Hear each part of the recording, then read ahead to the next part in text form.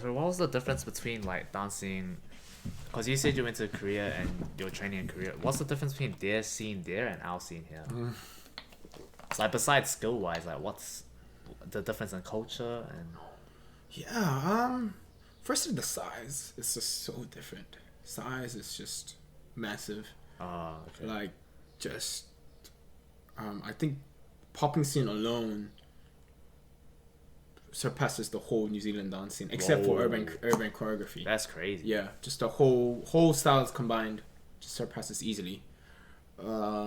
Is popping the most popular style in Korea or? No, actually, b-boy, Hey. b-boying is really. They're one of the Oh, best in wait. the world. No, yeah, that makes sense. Yeah, Yeah, of yeah. course, you know, like or the urban like dance scene in Korea is definitely just huge in general. I would say the only scene that matches between New Zealand and Korea is the urban scene. Obviously, it's pretty popular, but I think the main difference is just the mindset as well.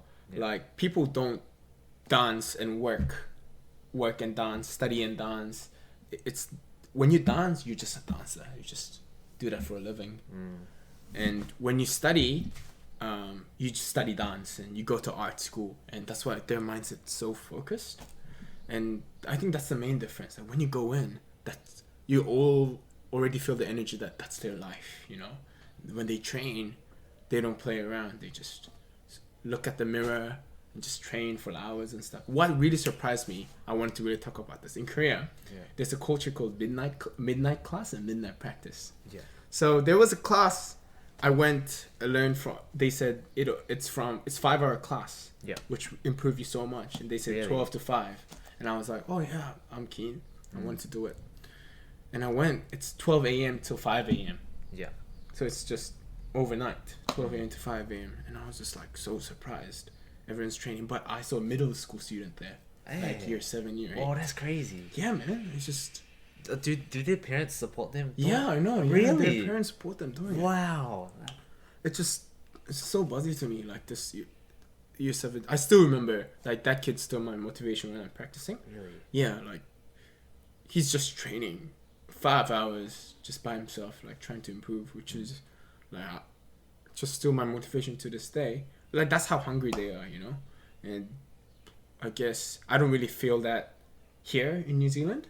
That's definitely one thing, but also just the community vibe and just the more creative vibe I feel more in New Zealand. Oh, really? Yeah, I don't know why. It just feels like in Korea they're kind of machines. They're so high level, but they look a bit similar. That's how I feel as well. Oh, they are both have pros and cons. Especially, I'm just talking about the street scene. Yeah, yeah. But yeah, just how I feel. It's the main difference between. So what Korea does and that New Zealand. like 12 a.m. midnight training class consist of?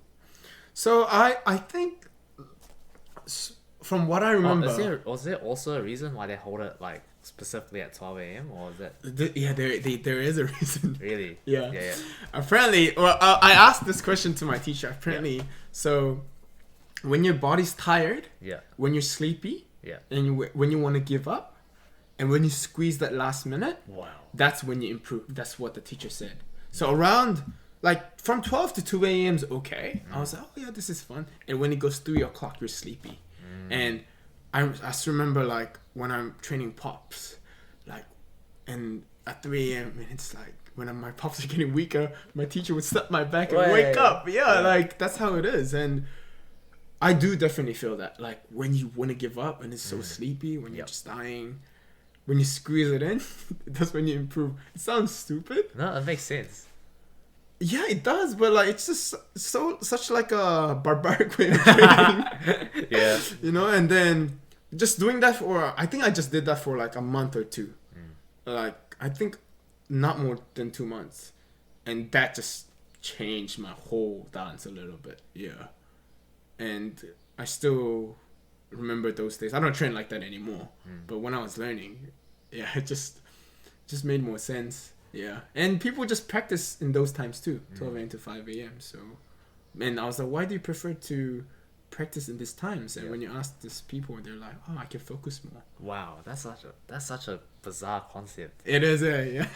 Cause like you feel it too, right? Like when you're super tired, that's usually when you're This is what race is air practice, right? When you're super tired, like that's when your best rounds come out. Yeah, yeah. And I'm like, I yeah, agree. I can feel that too. Because when you're super tired and you still push that extra mile, you feel that growth come the next day or the next few days. Yeah, definitely. Yeah, I Yeah. definitely feel that. And in terms of battles as well and practices, yeah, I just don't know what it is. It's just that special energy, like when you focus and when you want to push. It's just in everything really. Like when you want to give up.